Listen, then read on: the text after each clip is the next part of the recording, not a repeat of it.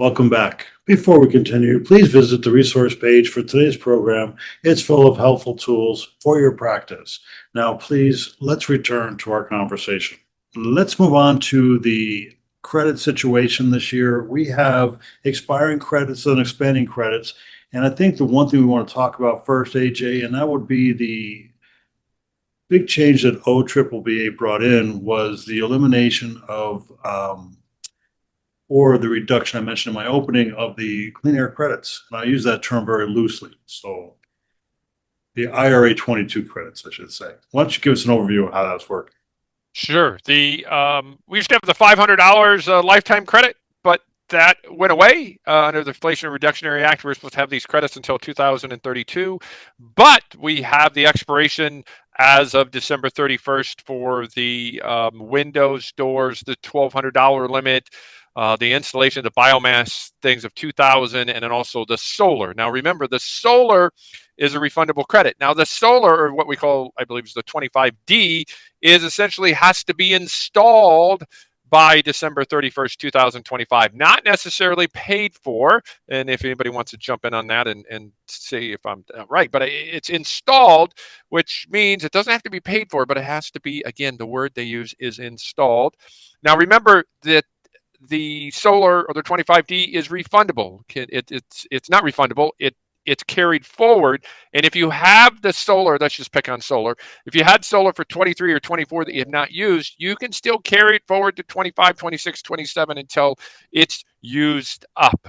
The automobile, the clean vehicle is expired as of September 30th, but you had to have a contract and some amount paid, but you had to have a valid contract as of September 30th. Just because, let's say, you didn't take possession until 2026, you can still take it if you had a valid contract as of on or before September 30th, 2025. There's some other things with 179D and a couple other 45 that expire later on, but that's kind of the credits in a nutshell that concerns most of our clients. Now, Darron, can we trust, well, I should say trust, but can we still rely on the 15,400 from the dealer, whether or not the car is going to qualify? Is that form still in existence for 2025, correct? Right. The process should be the same up through September 30th. Okay, so then if our client comes in with a 15,400, we could feel comfortable putting that on a tax return and hope that the dealer did the right thing.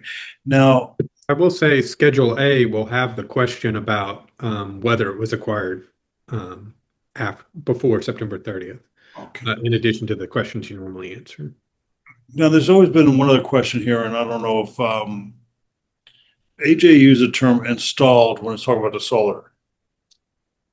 And there's always been the question, does installed mean it's on my roof, or is it installed mean it's hooked up to the grid? Because the IRS has taken position over the years that it's hooked up to the grid.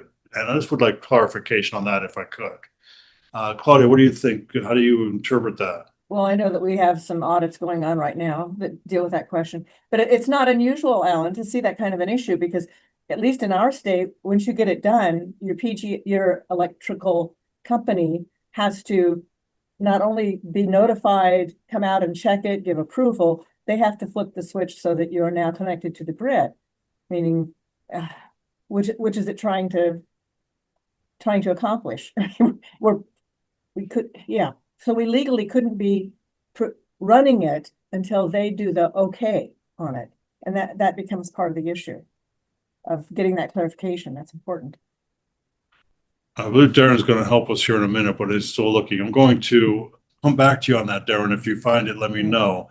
I've been on the position all along, and I've seen this come up on examination. And the big thing is they want to see the permit accessed or whatever you want, where it is from the local utility company saying this has been connected for it to be acceptable. That's what I've run into. But again, it's installed as a terminology that you brought up, and installed can mean something different sometimes. Now, Richard, other credits out there, anything new out there we need to know about?